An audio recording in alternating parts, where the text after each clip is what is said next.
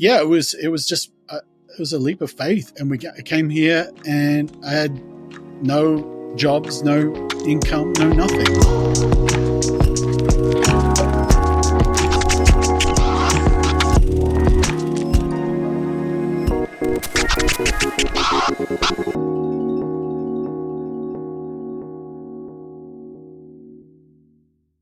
Hi, and welcome to the Storia podcast for Storytellers Disrupt. I'm David Norona. And I am Fabiano Altamura. Nice. What kind of accent was that? I don't know. Italian, I think. But in Italian was some kind of challenge? Maybe. Perhaps? Maybe. I love the knees again. Thanks, bro. I never tire of your legs. This is the thing, right? Right now, Wow. I'm wearing shorts, and these are white legs. So I'm sorry if I'm blinding you all. I need to get some sunshine. You know, you talked earlier, we talked with these guys, but they're seeing it out of order about weaknesses and strengths. How do you feel being less fit than I am these days? Like, since my strength is bodybuilding. Yeah, right. Yeah. And you're right. Dude. We're going to have a very special episode Yes. where we haven't talked about this on the Story podcast. No. It is a very disruptive story. On so many levels, it's a very disruptive story, but we are going to tell you about an adventure that Fab took recently. We will. But I'll bring my medal in as well.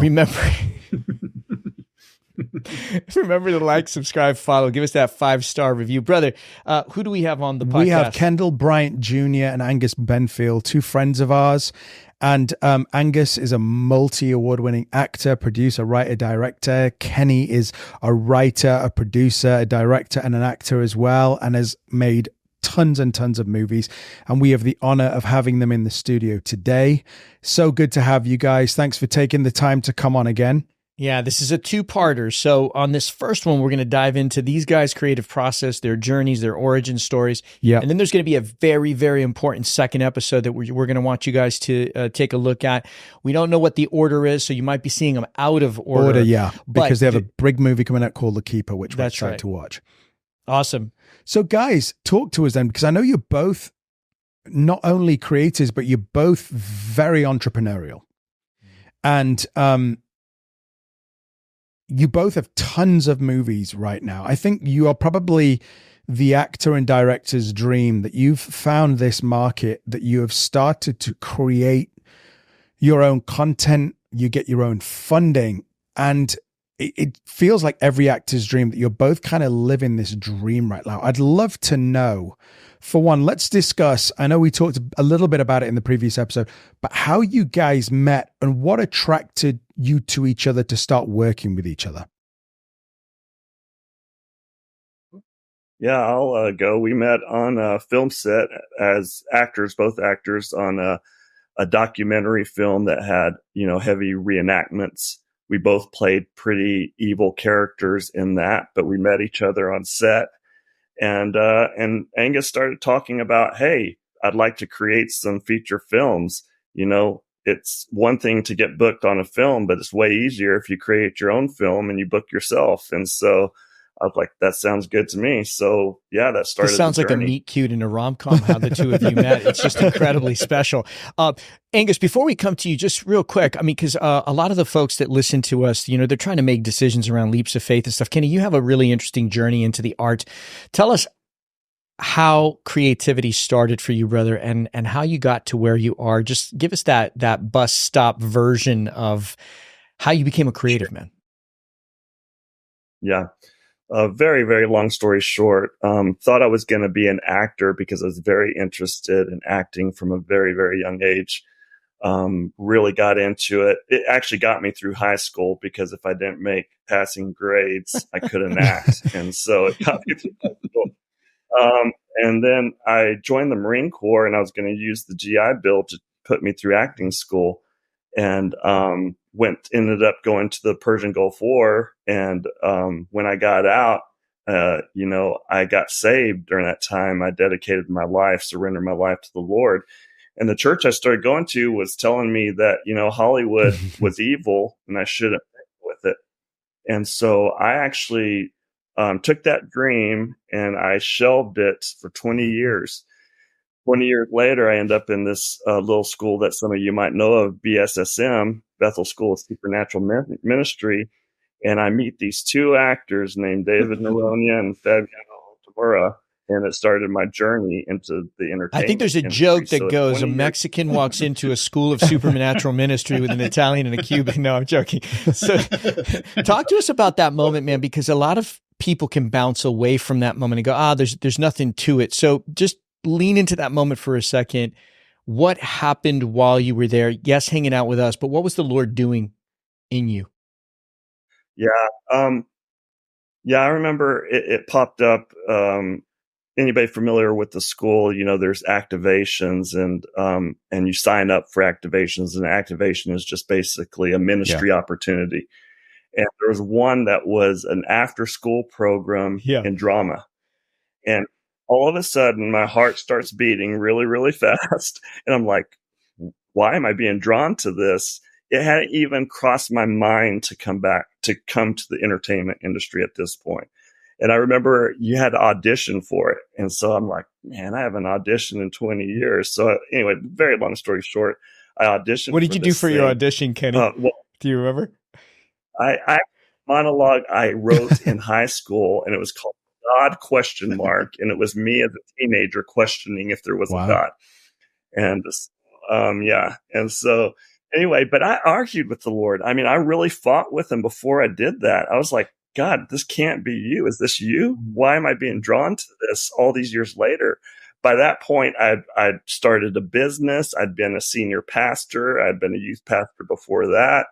And it was just blowing my mind. And it was actually my wife, Michelle, who said, maybe God's just given you permission to pursue it with no end result necessary.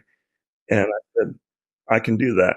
And so I auditioned, and I was actually David and Fab's leader in this after school. Realized very quickly they knew way more than I ever imagined, that, than anything that I could imagine. And so I just was like, yeah, you guys run with it. I'll get you anything you need. He's so humble. God bless you for even attempting to lead the two of us, because we're a pain in the ass to lead. Good Not Lord. kidding me, right back then.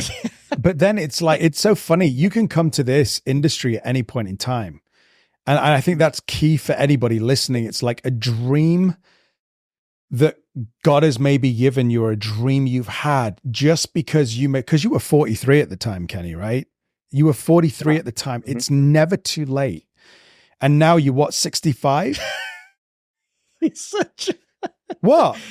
So I'm joking. You look great for 65. Wow. I've only been in the industry for 10 or 11 years. And now I'm getting opportunities to direct feature films. I mean, you can't write that story. No, you That's can't. the thing. And by the way, there was this moment, Kenny, I think you'll remember it. So as a part of this School of Ministry elective activation thing, by the way, Kenny's heart beat in perhaps like excitement at getting reconnected to the arts. I think Fab and ours hearts beat in anxiety, because my wrestling with the Lord was on being on a crappy carpet in an elementary school going, Lord, seriously?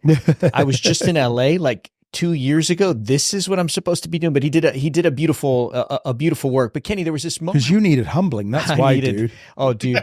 But your head was so huge. Oh, huge. No, it was. I mean, it's big now. But No, I'm just saying. I was definitely prideful. I mean, honestly, I refused to audition for the thing. I was being such a punk that I refused to audition for the thing. You were a punk. I was.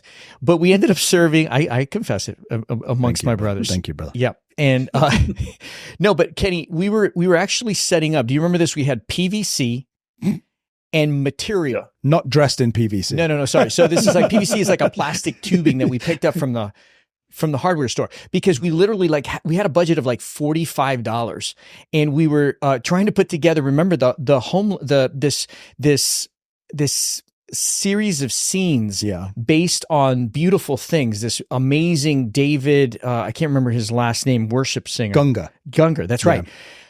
Like stunning stuff. And we were serving the homeless. And we were trying to do this thing. And so Kenny and I, we were literally there doing all manner of things. So I said, Kenny, let's get some PVC. And then Kenny's like, I got this idea, and we can make these backgrounds, and we can project light on it, and we can, because that's all we could afford was PVC and canvas. But Kenny had this really sweet moment where it's kind of quiet, and we're just kind of late at night, and we're both tired, and we're assembling this thing. But we know around this point, my heart is definitely starting to understand that the Lord was trying to humble me. Yeah. But Kenny had this beautiful confession. He was talking about, Kenny, I think this is when you first started talking about starting or restarting a production company with your wife, that you and Michelle were going to do this. Yeah. We had decided we were starting a production company. Man, if I would have known what I know now, I would. Well, let me tell you something. And I think I've told you this. So, because I wouldn't make the first time telling you this on air, but like, I thought he was crazy. But then Kenny, he did this short film. And then all of a sudden it was like one thing after another. I was like, this guy, the same grit he must have had on the battlefield. Right. He is relentless. He won't give up. Even when I think he's crazy, and maybe even looking back, he thinks he was crazy. He's like, that grit and that perseverance has equaled what he's done today. Yeah. Super proud of you, bro. Like, just mind blown. So Angus, talk to us about as well. Like, I know you went to drama school, you've been an actor for a long time. How did you find yourself from Australia in LA and making movies? Yeah, it was something that I always wanted to do, besides making films, but I wanted to make them in the US because in LA, that to me was always the goal. And, and I've been here 7 years now. And so, it was, if I sort of keep going backwards, that was like a real leap of faith. I really just felt God put it on my heart, said, go. And as Fab, you know what it's like. It's not that easy when you have to immigrate. And, we went through very similar green card things. But, I didn't win the green card lottery. There's a lot of people who get over here and I despise them. I always think, is that how you got here? You have to work. So I always look down at them. They're normally Australians, and I always look down at them purposefully. Say, all right. So you're one of those. But not like, Fab, I know you had to work for it too. So we had to, so that's a huge, just that in itself is tough. I mean, it's cost a lot of money, lawyers, and so, it was just, it was a leap of faith. And we came here and I had no jobs, no income, no nothing. Wow. And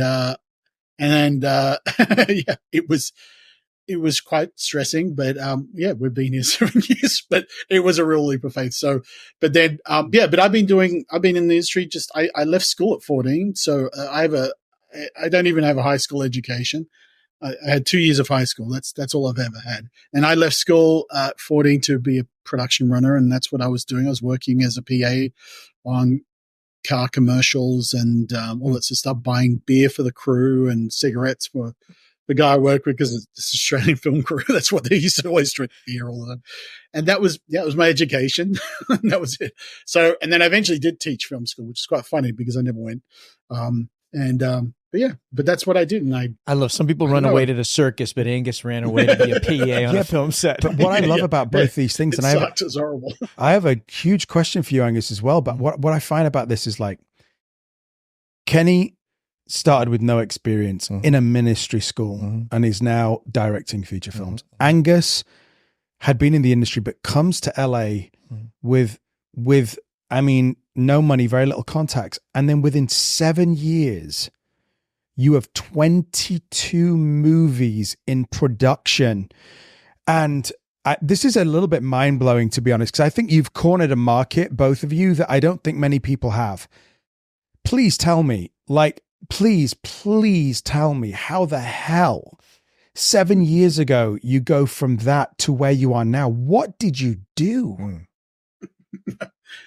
Well, it's like, part of it is the sink or swim thing, because, when you come over on an O1 visa, the work that I could do was work as an actor, and that was it. And my wife didn't even have a social, she couldn't work. My son couldn't work.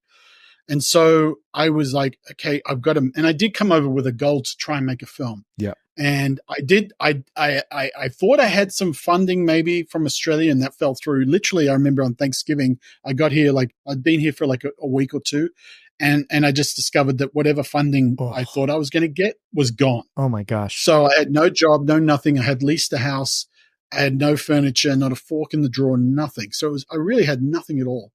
And so that I had no other choice. And we did have a point in time where Ruth and Josiah came over. So I'd been here for a month.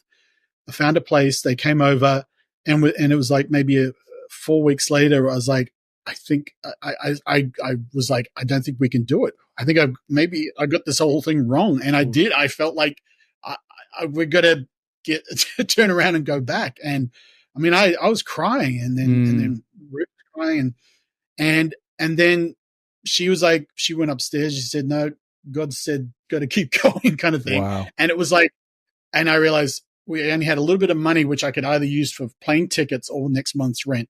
And so we said, screw it, we're going to keep going. And we went down to the Greek Observatory and it was like, we looked over the Hollywood and we said, this is our home. And so there was that pressure. And then it was like, okay, so how do I keep going? And I wasn't getting many auditions. There wasn't a lot going on. And I was like, well, I can't sit around waiting for the phone to ring because it's never going to happen. There's no audition. There's no nothing. There's nothing. That's what if anyone wants any advice, the first word of advice is nobody's coming for you. Wow. Now, if there's nobody's coming for you, what are you going to do? So you got to make the work.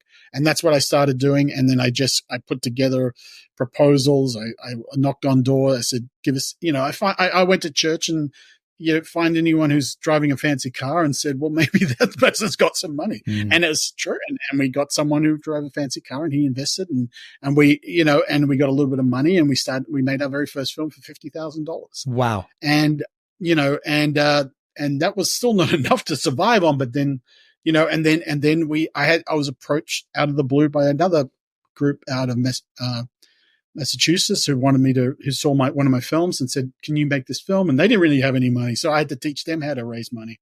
And so it's kind of this perpetual thing. And then I really felt like I need to find 10 movies. And this is how I ended up finding The Keeper and a few other projects. I felt God saying, now I used to write, direct, do everything. And it's like, I felt God saying, go find 10 movies. So I went and found 10 movies and we've made 9 of those so far. Wow. And it was just, the attitude is just like, you've just got to get out and do it because and a lot of people want to wait till they got a big budget or wait for this, wait for that. And that's why Kenny's really great. Like Kenny and I got it, like Kenny got it straight away. Cause I said, Kenny, we may not have any money, but like Yellowbird, for instance, I think we got 26 grand and we shot it in 6 days in a supermarket. But it's like, we just got to do it. And you just got to, and then your next project gets a little bit better, maybe a little bit worse, whatever, but you get to just keep pushing. We are so afraid of being criticized and being told we're no good. They're going to say that anyway. The reviews, those cowards that never get off their ass and do anything are going to be sitting there saying, your film sucks. And they'll compare your $26,000 film to the $100 million film. Yeah. Literally. There is that's how it is. So you just got to say, I don't care. Forget about what the critics say. Even if no one likes the film, and that's all I've done. And that's it. And you just keep pushing and knock on doors. You ask people, say, put some money in my film. And they say, no. You ask the next. So it's like auditioning, but it's like, life or death. And so that's pretty much, I just kept going. And that's all we're doing. It's a powerful principle. It's a powerful principle because I think, and I'd love you both to speak to this because as artists, and we're all artists in this room, we say to ourselves, I want to make the art that I want to make, but they don't realize that there's a process to having to build a reputation, to get a body of work, to do things, to be able to get to the point where you can choose, right? Yeah, exactly. Yeah. I mean, I think you got to, we hear it all the time. You have to pay your dues. And there is an aspect of that because it's not just paying your dues. It doesn't matter if you go to film school or acting school. It's about getting on-set experience. And it's about making your mistakes. It's about being trusted with $50,000 so you could be trusted with $250,000 so that you're trusted with $1 million. And that's what me and Angus are finding is our budgets are going up more and more every single film that we do. Sure, there might be one that takes a little bit back, but it's still more than what we started with. And so I learn something every single time I'm on set. I learn a lot of things every single time I'm on set. And I take that into the next story with me. So I'm becoming a better storyteller by making each one. I think, the films. Other principle of not just clocking your 10,000 hours, but there is this paralysis. And I mean, I got to confess, I got trained in a way that's actually sometimes been counterproductive to my creative career, in that, you know, I was trained within the system. So I went to conservatory. I was told that I would graduate. It was, you know, it was a fancy school. I went to New York. I got the agent, and, you know, I had the good fortune of starting to work. But when those valleys in the work inevitably came, Angus, unfortunately, I was waiting for people to come, and moreover, believed that they owed it to me to come and help me out. I wish I also would have been trained that, sure, there is a system. That system can be beneficial. It has money. It has infrastructure. It has certain things. I mean, listen, if you can book a TV gig and they're paying you the series regular deal, it's cush. It's really nice. When and if, because inevitably I can tell you there are massive Grand Canyon valleys between those series regular things, unless you're like the 1% of the 1%. I wish I would have been taught that. We did. We made attempts to go out there and do that, but I have to say, I don't know that I persevered the way that these guys had. This reminds me a lot of like how Will Smith describes, you just, you know, there's two things that are going to happen if Will Smith is on a treadmill next to you. You know, either he's going to die or he's going to beat you, but he will not let up until he wins. It sounds like these two guys. Yeah, I just find you guys both super inspirational, because like it feels like you've broken through that fear barrier, but I guess you feel fear on every single movie. And I think what I loved, at least they're afraid while they're making it. At least they're afraid while they're making it, and I think it's inspirational. I had the honor of being on acting opposite Angus in the Deprogrammer, which Kenny was your first solo feature director, wasn't it? And you know, Angus has got such a peaceful spirit about him, and Kenny, obviously being one of our best friends, has just got such an amazing culture. And it was I would say the genre would be psychological thriller / horror, right? But it was so much fun being on set with them and seeing, like, you know, even when I first met Angus, because it was in a very precarious scene with my daughter on buying her, but just chatting to him and hearing his story about, you know, he's in the process of getting his green card, to seeing where you are now, and both of you, both having, you know, really close eyes on both of your journeys, and just realize it, these guys have grafted, man. And it has completely paid off for you both. So I just want to say, well done. Thank you. Thank you. Like, just freaking well done to you both. So what are you guys both excited about next? What are you working on now?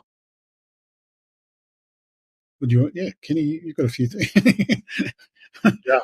Well, after The Keeper, which is releasing Memorial Day weekend, we shot The Deprogrammer, which will release this year. We also shot a faith-based movie in Midland, Texas, that I directed called Stand the Man. It's a football film.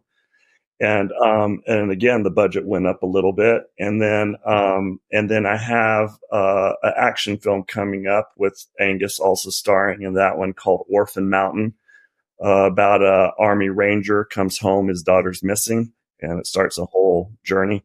And then we have a true story about two police officers who lost their lives in a feature film called Short Broadway. And I'm directing that one. Probably it looks like it's going to be spring, this coming next spring. Gents, for those that are not familiar with the entertainment industry, and specifically, you know, these avenues and channels of distribution and production that you guys have found, how are you getting these movies? I'm not asking for specific names, but how are you getting these movies produced? What advice do you give to the younger filmmaker that doesn't have access to the studio system or whatever? How are you practically getting these movies made, and where are you distributing them? Yeah, I mean, there's no real easy way to sort of do it, but it's the practical process of making it is, like I was saying before, you just got to kind of make it. And there's a good website called Film Courage, and they have this like 1 hour video on their site, on their YouTube channel, where it's just an hour of filmmakers who their advice is just do it. Yeah. So it's just go out and make a film. So it's pretty much it's like Shia LaBeouf yelling at you for 45 minutes. Yeah, I think he's on it as well. Everyone's saying the same thing. Mark Duplass has got another really good little video about, because one thing that does happen, which I noticed when I used to come to LA, is that everybody has meetings because they're waiting for somebody to make their film. Yep. Yeah. And I realized That doesn't work. And you get all excited because you go, I had a meeting at Netflix. I had a meeting at this studio. I had a meeting at this studio. And yeah, what happened? Nothing. Wow. You had more chance of going on the Universal ride and getting a 3-picture deal because it's this illusion, like you're so close. It's like, but you're not. You're a million miles away. And Mark DePass talks about it too. He says he stopped going to meeting. He went out, made his first film, and made the second film. So you've got to be smart about the budget. You've got to say, how big's the budget? Drop it down to zero. Drop it down to $10,000. I made a film for $10,000. You can make a film for $10,000. Do something. You got no excuses because you can use your iPhones. You can do whatever. Just try to start learning how to do it. So that's really it. And then beg, steal, and borrow from anybody. Say, put money in my film. It probably won't make any money. But the problem is that there's everyone has huge expectations that the first film is going to be it, and that's it. So you got to see, we're not in that world anymore because we're in a high consumer rate world. It's content creation. So you got to think almost like a YouTuber does, like you're doing with a podcast. So if you're making one film, you're not going to make one film. You're going to make 100 films. So you should be thinking of how I'm going to make 100 films, and this is number one. And then once you've done that, make another one. I love that, man. And that's not easy and it's stressful, but that's the device. And then when it comes to distribution, it's a nightmare. It's a real problem now because we lost DVDs and Matt Damon was talking about it when they did The Jewel, how that was a mid-level sort of film and then they couldn't make any money because there was no DVDs and stuff. So the streaming world, on one hand, yes, you can get your film out there. You can put it on YouTube. You could put it on Tubi. They'll take pretty much anything, or Amazon. But you're not going to make much money because it's like with musicians on Spotify and all that sort of stuff, you're making 0.001 cent per streaming. Whereas in the old days, you could sell a DVD.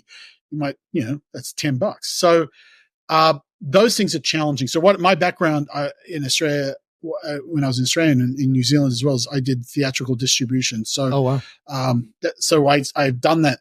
That's another thing I did, and it sort of helped get my green card as well, because I was kind of giving back to the economy during COVID because I released a film, and all the theaters didn't have any films at all because all the studios pulled back, took all their content. So they were sitting there with nothing, and they took my film, and so that self-distribution is a really important thing. So I think as someone, you want to just keep making your own stuff, but you also want to try and get it out there. There are sales agents, there are distributors, but there's not a lot of money in this sort of small budget range.